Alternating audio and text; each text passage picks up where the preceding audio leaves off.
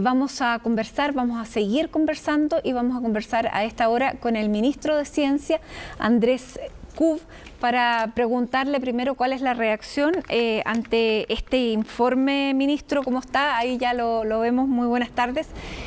Preguntarle por este informe, por este IPCC que hemos conocido, que nos alerta bastante. Estábamos hablando precisamente de este mismo tema con Ignacia Holmes, pero queremos hablar con usted para ver efectivamente qué significa tenerlo cuando efectivamente ya tenemos esta COP y tenemos la necesidad de hacer estos cambios y ponernos más ambiciosos.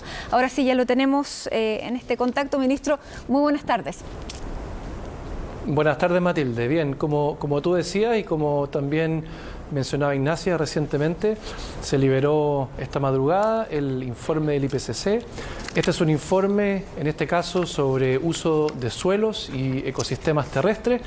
Es un informe que tarda 2 años en su elaboración, que tiene una participación de 107 científicos de 52 países y que recoge la información científica respecto a este tema, que está en más de 7.000 publicaciones científicas. Y por lo tanto es un informe contundente de evidencia científica respecto al cambio climático y en particular en relación a los ecosistemas terrestres y al uso de suelo. En ese sentido plantea una realidad donde, como bien decía Ignacia anteriormente, se nota un aumento de la temperatura, un aumento de la temperatura superficial en la Tierra del doble de lo que ha subido la temperatura promedio global. Eso es preocupante. También da cuenta de un uso de la Tierra de más del 70% de la superficie terrestre, obviamente excluyendo a todas las aguas, los océanos y los hielos, para la subsistencia humana, en alimento, en vestuario, etcétera. Y finalmente da cuenta de cómo el manejo de esos ecosistemas terrestres tiene un efecto significativo en el cambio climático, en la emisión de gases de efecto invernadero y en el uso y muchas veces la degradación de suelos. Entonces es un informe que pone la evidencia científica al centro del debate. Como Ministerio de Ciencia hemos participado de ese debate. Un miembro de nuestro ministerio estuvo en Ginebra, donde se discutió entre la comunidad de los investigadores y también el mundo de los negociadores. Se discutió este informe línea por línea y se logró entonces aprobar este informe en la redacción que ya tenemos hoy día y que tenemos que entonces empezar a estudiar para ver cómo entendemos bien lo que está pasando y cómo podemos proyectar nuestras acciones como país con evidencia científica sólida. Ahora, ministro, la evidencia científica de este informe da cuenta de que este 1,5, este grado 5 que el Acuerdo de París se había fijado como meta no superar entre el 1,5 y el 2 de aquí a fin de siglo, ya se está alcanzando y se podría llegar no solamente a 2 grados a fin de siglo, sino que se podría llegar a 3 grados. En ese sentido, lo que se plantea también es que de aquí al 2040 la emisión de carbono debiera ser 0, la emisión de los gases de efecto invernadero debiera ser 0. Y eso no es lo que estamos viendo, sobre todo de los países más contaminantes, siguen emitiendo y siguen aumentando estas emisiones. Por lo tanto, podemos ser optimistas pensando en nuestra COP y pensando más bien en el desarrollo y en el futuro de nuestro planeta, porque yo viendo el informe, y se lo planteaba también Ignacia, es como si me estuvieran entregando un informe de que se me está quemando la casa y yo no estoy haciendo nada. ¿Podemos verlo así? Bueno, primero el informe efectivamente anterior, que da cuenta de la temperatura. Tenemos un aumento hoy día de la temperatura global, un promedio global de 1 grado. Lo que se observa en los ecosistemas terrestres superficial, es decir, el aire sobre la Tierra, es el doble de eso. No es que la temperatura global todavía haya alcanzado el 1,5 y 2 grados, sí tenemos entonces el doble de aumento de temperatura en la superficie de los ecosistemas terrestres, 1 grado como un calentamiento global a nivel de un promedio mundial. Y eso es efectivamente preocupante. El Acuerdo de París establece esta meta del 1,5 grados, y en ese sentido la cumbre, la conferencia de cambio climático, la COP25, que la vamos a realizar este año en Chile, tiene como objetivo cerrar este periodo de negociaciones, cerrar cómo los países y las partes, estas 197 partes, se ponen de acuerdo por consenso y cerramos ese Acuerdo de París, cerramos la negociación para pasar entonces a la acción climática, para pasar a cómo vamos a tener acciones tanto de mitigación, es decir, cómo emitimos menos carbono, CO2, cómo emitimos menos carbono, cómo capturamos más, y también cómo nos adaptamos frente a cambios que son evidentes. En ese sentido, nosotros somos un país que emite poco a nivel global. Las grandes potencias emiten gran parte de los gases de efecto invernadero, como Chile emitimos menos del 0,3% de las emisiones globales. Sin embargo, aquí hay una oportunidad de liderazgo, no solamente de cuánto emitimos, sino que cómo enfrentamos este gran desafío. Y en ese sentido, Chile ha tomado una posición de liderazgo, tanto en temas de mitigación como en temas de adaptación. El presidente Piñera ha sido muy enfático en esto.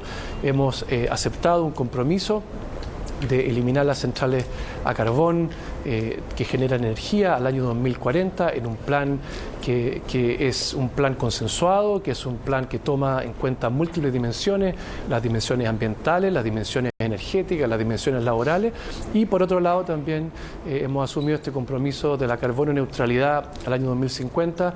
Entonces, a pesar de que somos un país que emite un porcentaje bajo de los gases de efecto invernadero, somos un país que está tomando liderazgo en esta materia, y pensamos que en esta COP también ese liderazgo se va a mostrar en cómo se cierra este Acuerdo de París y cómo se transita a una acción climática, porque como dijo bien Ignacia antes, y como es el lema y el objetivo de esta COP, es tiempo de actuar. ¿Y cuál es la importancia de este informe que estamos conociendo hoy, este IPCC sobre el tema del suelo, para nuestra COP? ¿Qué urgencia le imprime esta evidencia científica que se está entregando aquí? Bueno, parte importante de lo que se hace en la conferencia es llegar a acuerdos que se llegan por consenso. Y esos acuerdos tienen que estar alimentados por la mejor evidencia posible. Tiene que ser el insumo principal para que colectivamente tomemos buenas decisiones. Se liberó entonces hoy día el informe de suelos y ecosistemas terrestres. Ya tenemos un informe del año 2018 con respecto a este aumento de 1,5 grados. Y tenemos otro informe que va a aparecer en septiembre sobre océanos y hielos. Entonces vamos a tener un conjunto de evidencia de distintos ecosistemas, que es evidencia contundente, que es evidencia que muestra un panorama muy claro hoy día, muestra también las proyecciones, y por lo tanto la gran incertidumbre es qué es lo que vamos a hacer nosotros como seres humanos, qué es lo que vamos a hacer nosotros como población de este planeta. La evidencia ya está clara y el tiempo de actuar da cuenta de que recae en nosotros la responsabilidad de tomar buenas decisiones basadas en esta evidencia. Ahora, usted me decía que participó una persona de Chile en este IPCC. ¿Cuál es la importancia también de que participen nuestros científicos en la elaboración de este tipo de informes para que también esté representado, y no lo digo que no lo esté, pero que esté representado tal vez con más corazón lo que está ocurriendo con nosotros? Porque si bien nosotros, como usted bien decía, ministro, no somos los que más emitimos, somos claramente los que recibimos los impactos de este cambio climático, y basta ver lo que pasó el mes de julio, donde prácticamente, bueno, en este invierno no ha llovido, hemos tenido el mes de julio más caliente de la historia, tal vez. La mano de Chile, la mano científica de Chile, ¿cómo puede estar presente también? Bueno, como tú mencionabas, en cuanto a adaptación, es decir, cómo nos adaptamos, cómo nos enfrentamos a estos cambios, Chile cumple con 7 de los 9 criterios de vulnerabilidad que se han establecido en términos medioambientales, y eso implica zonas costeras de baja altura, implica zonas montañosas, zonas que son susceptibles de desastres, y por lo tanto somos efectivamente un país con alta vulnerabilidad. En ese sentido necesitamos tener la mejor evidencia científica que alimente entonces nuestras decisiones. Y con respecto a la comunidad científica, Efectivamente, uno de los científicos que participó de esta elaboración de este informe del IPCC es un chileno, también nuestra coordinadora COP25, que es Maisa Rojas, que es física y climatóloga, también ella está participando en lo que va a ser el resumen de los informes del IPCC que se van a liberar, me parece que el próximo año, y por lo tanto tenemos a personas de la comunidad científica participando, ahora no solamente de la comunidad científica, sino que en la discusión del IPCC, junto con Medio Ambiente, estuvimos presentes como Ministerio de Ciencia en esta discusión de la semana pasada y también articulando a la comunidad científica en 7 grandes temas que estamos trabajando para la COP, donde se van a producir informes que se van a entregar para que sean insumos también para las posturas que vayamos a tomar como país, para que la ciudadanía se entere, participe de lo que está ocurriendo en temas como océanos, en temas como Antártica, adaptación, energía, ciudades, agua, bosques, y tenemos a más de 450 científicos participando activamente en estas mesas de trabajo. Tenemos también otro grupo que está elaborando una propuesta de estrategia de transferencia tecnológica, cómo usamos la ciencia y la tecnología para enfrentarnos a estos cambios. Y finalmente un trabajo con distintos ministerios, por ejemplo, el Ministerio de Medio Ambiente, el Ministerio de Agricultura, donde estamos participando con insumos para que en conjunto tomemos decisiones hacia una economía sostenible. El norte, Ministro, entonces, es caminar en conjunto, es transitar hacia esta economía sostenible que nos permite un futuro que llamamos nosotros un desarrollo integral. Ahora, ministro, lo que me llama la atención también de este informe, y es que si bien lo que nosotros hacemos aquí influye en lo que está pasando con Alaska, porque estamos todos interconectados, este informe no establece culpabilidades, no establece responsabilidades, y cuando todos somos responsables, nadie es responsable. Entonces, ¿cómo se le puede pedir a los países que van a participar en esta cumbre aquí en Chile más compromiso, digamos, bajar más las emisiones, más lo que se puedan comprometer, ser más ambiciosos, si no hay responsabilidades? Bueno, primero está bastante claro cuáles son los emisores, qué países son los que más emiten. Cada país tiene que establecer estas contribuciones nacionalmente determinadas, que son las metas que queremos alcanzar. Chile, como país anfitrión de la COP25, tiene la responsabilidad de guiar la discusión.